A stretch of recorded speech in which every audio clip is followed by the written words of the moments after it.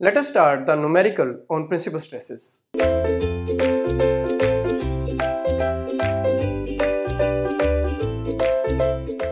In this numerical, we are given with this type of stress condition that there is 60 megapascal stress at sigma y plane, and at this plane we are taking it sigma x. The stress is 80 megapascal inclined at 30 degree to the horizontal or sigma x axis, right? So with x axis there is inclination is given 80 megapascal, and we have to find out what we have to find out is resultant stress. What is resultant stress at this phase where 60 megapascal is acting? What is the resultant stress? And then as usual we have to find out principal stresses, the plane of principal stress, plane of shear stress, and the maximum shear stress. This we have to find out. The stress is inclined to 30 degree, right, to the x-axis. So first of all we have to take the component of this 80 megapascal into x and y axis, and there will be a normal stress due to that component which is in horizontal direction, and there will be another component vertical direction that will act as a shear stress, and due to that shear stress there will be complementary stresses developed in other plane, right? So what will be the stress condition? First of all, take the component of this in x direction and y direction, right? So after that, what will be the stress condition? I will show here. Suppose this is our stress element. 80 megapascal have two components. One is in this direction. This is sigma x, which will be 80 cos 30. 80 cos 30, cos component of this 80 megapascal. It will be having a sine component in perpendicular direction, perpendicular to this. This will be the shear stress, and that will be tau, and that will be 80 sine 30. 80 sine 30, right? So this is the stress condition, and here the stress is 60 megapascal. Here 60 megapascal.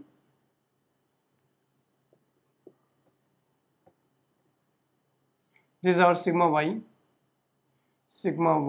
which is 60 megapascal, and sigma x opposite to this sigma x, and there will be, if the here it is tau, it will be tau here, and there will be complementary stresses in this direction like this. So this is our stress element basically, right? Now what is sigma x and what is tau? So sigma x is a component of this 80 megapascal. So what is sigma x? So sigma x is 80 cos 30. 80 cos 30. So calculate it. What is the component? This will come out to be 69.3 megapascal. 69.3 megapascal. Right? I am separating it from the stress element. And what will be the tau? Tau will be equal to 80 sine 30. 80 sine 30. This is the sine component of 80 megapascal, and you will get 40 megapascal. Solve it and you will get 40 megapascal, right? So now we have all three elements stress component, and sigma y is already given 60 megapascal. So this is our given conditions basically. Sigma x, tau, and sigma y. This is our stress conditions which are given to us, and we have to find out the resultant. First of all we have to find out the resultant. This resultant at 60 megapascal plane. At 60 megapascal plane, this is a 60 megapascal plane. There are two stresses acting. One is 60 megapascal and another is shear stress 80 sine 30. 80 sine 30 is also acting here. So at 60 megapascal, basically this is our sigma y and this is the tau, isn't it? So this is our tau and this is our 60 megapascal. So sigma y is here and tau is here, right? And we have to find out the resultant. So we can find out easily the resultant.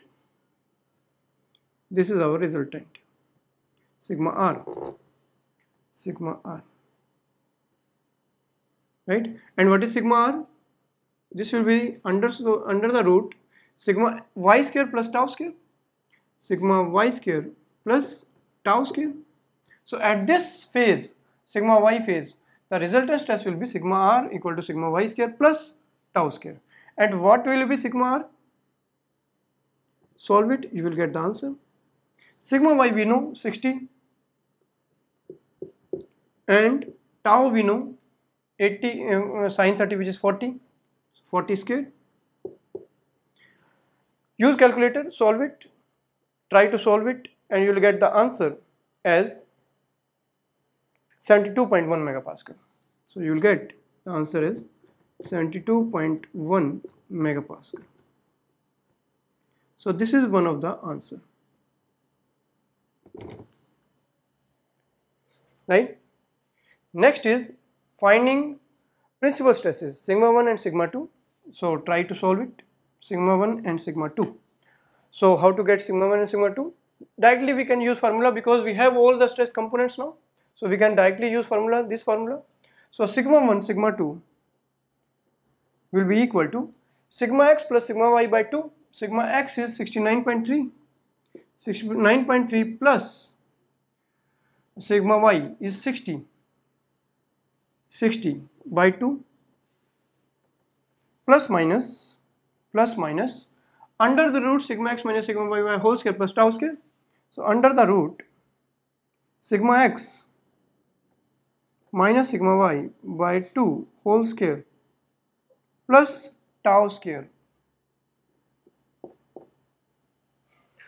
Solving it, you will get the answer as sigma 1, you will get the major principal stress. Sigma 1 is major principal stress and you will get 105 megapascal.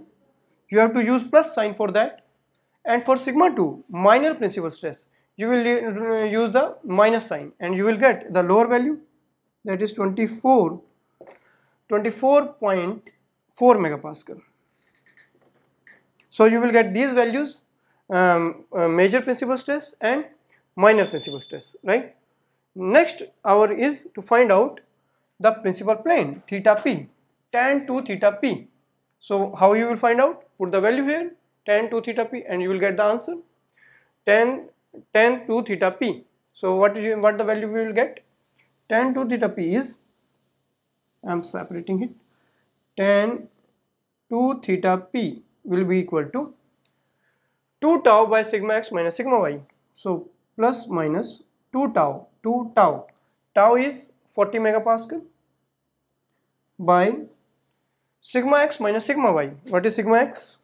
This is 69.3 minus sigma y, that is 60. Solve it, use calculator, and you will get the answer as 41.7 degrees. So this is the principal plane, the angle of principal plane where the major and minor stresses are acting, right? Next is to find out shear stress, plane of shear stress theta s. How to get plane of shear stress theta s? So you can directly use this formula because now we have sigma x and sigma y and tau v, all the stresses conditions are there. So use it.